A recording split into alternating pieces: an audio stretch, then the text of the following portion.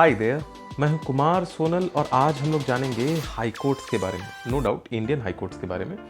तो आर्टिकल 214 ये बताता है कि हर एक स्टेट का अपना एक हाई कोर्ट होगा, लेकिन वहीं पार्लियामेंट को हमारा कॉन्स्टिट्यूशन ये पावर भी देता है आर्टिकल 231 के तहत कि पार्लियामेंट अगर चाहे तो दो स्टेट्स के लिए या दो से ज़्यादा स्टेट्स के लिए या एक यूनियन टेरिटरी एक स्टेट्स के लिए एक ही हाई कोर्ट रख सकता है और हर एक हाई कोर्ट में एक चीफ जस्टिस होते हैं।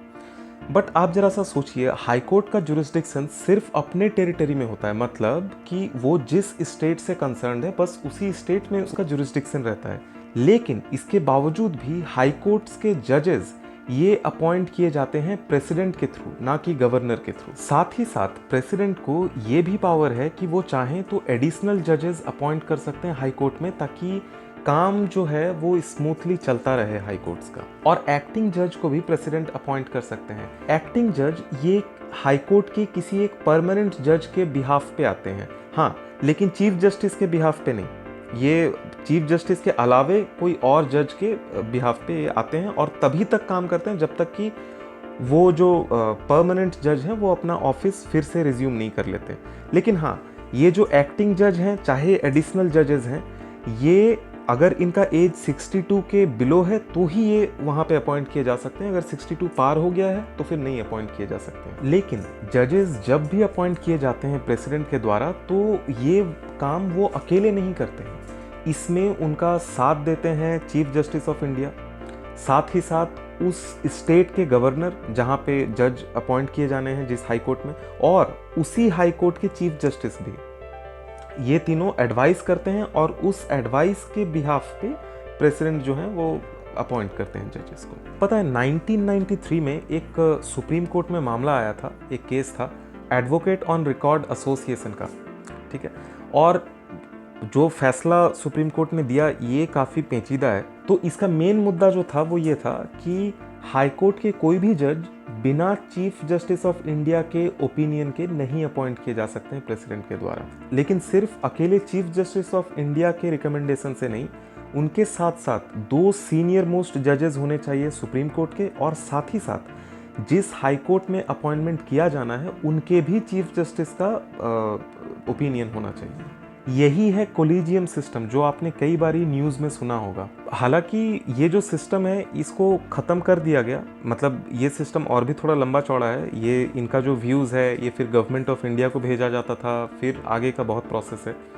बट इसके बारे में मैं इतना ज़्यादा चर्चा यहाँ पे इसलिए नहीं कर रहा हूँ क्योंकि ये चीज़ को 2014 में ख़त्म कर दिया गया, और इसको ख़त्म किया गया 99th कॉन्स्टिट्यूशनल अमेंडमेंट एक्ट 2014 से, जिसके थ्रू से आर्टिकल 124A आया, जिसने कि नेशनल जुडिशियल अपॉइंटमेंट कमीशन का गठन किया। और जैसे ज़्यादातर नौकरियों में होता क्या है कि 60 साल के उम्र तक या फिर आपका जो टेन्योर है वो 30 इयर्स का हो जाए, तो मतलब दोनों में से जो भी पहले आ जाए तो आप रिटायर हो जाओगे अगर आप गवर्नमेंट सर्विस में हो तो।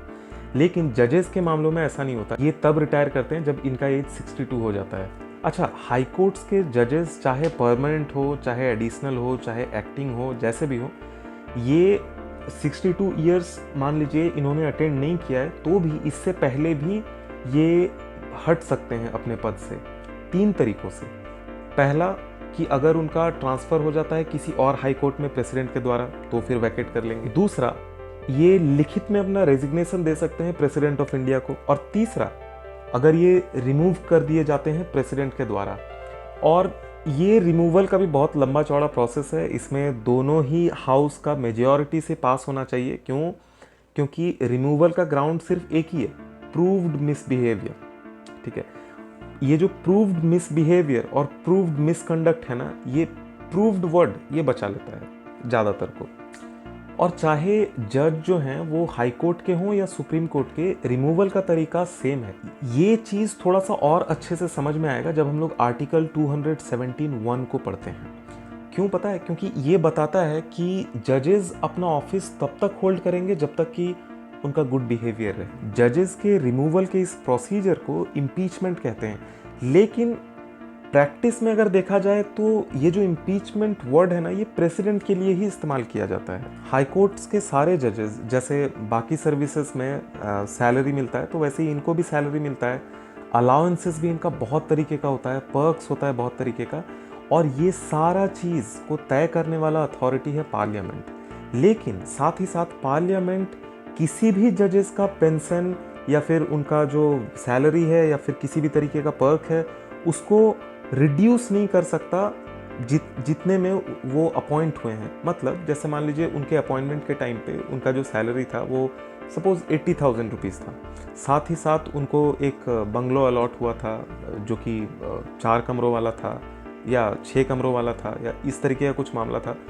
तो अब अपॉइंटमेंट के बाद पार्लियामेंट चाह कर भी उस चीज़ को घटा नहीं सकती। मतलब वो ऐसा नहीं कर सकती है कि अगर 4 कमरों का एक बंगलो उनको अलॉट हुआ है तो इसके बाद वो 2 कमरों का बंगलो उनको अलॉट किया जाए, ऐसा नहीं हो सकता। हाँ, ट्रांसफ़र होगा एक जगह से दूसरे जगह, ये हो सकता है, मतलब एक हाई कोर्ट से किसी और स्टेट के हाई कोर्ट में ट्रांसफ़र हो जाए, लेकिन वहाँ पे भी बंगलो उसी तरीके का मिलेगा या जो सैलरी है वो एटलीस्ट उतना मिलेगा। और ये कौन सा आर्टिकल तय करता है?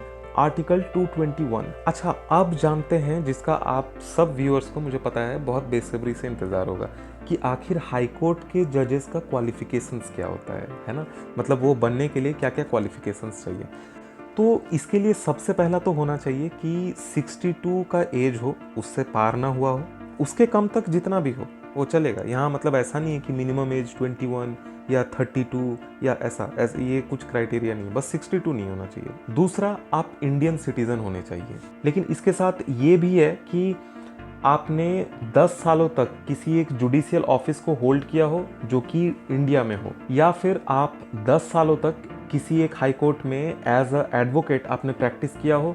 और ये चीज़ किससे पता चलता है? आर्टिकल 217(2) से। अच्छा, अब क्योंकि पार्लियामेंट इनका सैलरी और ये सब तय करती है, तो एक तरफ से तो पार्लियामेंट ऐसा लग रहा है कि जैसे इनसे हायर अथॉरिटीज़ हैं, है ना? लेकिन जुडिशियरी का अपना एक इंडिपेंडेंस होना बहुत ज़रूरी है, तभी तो वो मतलब अनबायस्ड फैसले ले पाएंगे। तो इसके लिए भी कॉन्स्टिट्यूशन में प्रावधान किए गए हैं, जैसे जो मैंने आपको थोड़ी देर पहले अभी बताया था कि इनका पेंशन, सैलरी, ये सब चीज़ रिड्यूस नहीं किया जा सकता इनके अपॉइंटमेंट के बाद, ठीक है? और ये चीज़ बताता है आर्टिकल 221। लेकिन साथ ही साथ पार्लियामेंट को फाइनेंशियल इमरजेंसी में हमारा कॉन्स्टिट्यूशन ये अधिकार भी देता है कि वो उस टाइम पे इनके सैलरीज को कम कर सकता है। और ये किस आर्टिकल से पता चलता है? Article 364B। फिर और भी कई सारी चीजें हैं जिनसे जुडिशियरी का पूरा इंडिपेंडेंस को मेंटेन किया जाता है, जैसे आर्टिकल 218 जो ये बताता है कि एक हाई कोर्ट के जज उसी सेम प्रोसीजर से रिमूव किए जा सकते हैं जैसे सुप्रीम कोर्ट के जज को रिमूव किया जाता है। आर्टिकल 202(3)D ये हमें बताता है कि एक हाई कोर्ट के जज का जो सैलरी या अलाउंसेस जो भी रहता है ना, ये उसी स्टेट के कंसोलिडेटेड फंड से चार्ज किया जाता है। अच्छा, कंसोलिडेटेड फंड, इसके बारे में हम लोग किसी और वीडियो में जानेंगे। अच्छा, पता है हाई कोर्ट्स को इसलिए भी यूनियन के पावर में रखा गया, मतलब कि जैसे पार्लियामेंट तय करता है कि एक हाई कोर्ट के जज को कितना सैलरी मिलेगा और ये सब कैसा रहेगा, साथ ही साथ प्रेसिडेंट के द्वारा उनके जो जजेस हैं वो अपॉइंट किए जाते हैं सिर्फ इसलिए ताकि वो उस स्टेट के पॉलिटिक्स से बाहर रह सकें। सोचिए, अगर वो अपॉइंट किए जाते गवर्नर के थ्रू से और साथ ही साथ स्टेट लेजिस्लेचर उनका सारा चीज़ तय करता, तो होता क्या कि जिस जजेस का उस कंसर्न्ड स्टेट के साथ अच्छा रिलेशन है तो उनका प्रमोशन या उनका जो भी चीज़ मामला होता वो सही सही चलता, और जिस जज का ऐसा नहीं हो पाता तो उनका रिमूवल तय रहता। तो इस वीडियो में बस इतना ही। हम लोग बहुत ही जल्द मिलेंगे एक नए वीडियो के साथ, कुछ और इंटरेस्टिंग टॉपिक्स के साथ। और हाँ, अगर आपके मन में भी कुछ टॉपिक्स है तो आप वो चीज़ कमेंट सेक्शन में मुझे बता सकते हैं।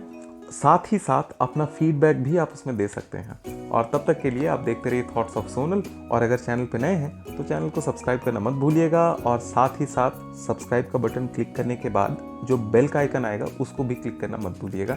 इससे क्या है ना, जितने भी नए नए वीडियोज़ अपलोड होंगे इनका नोटिफिकेशन सबसे पहले आपको मिलेगा।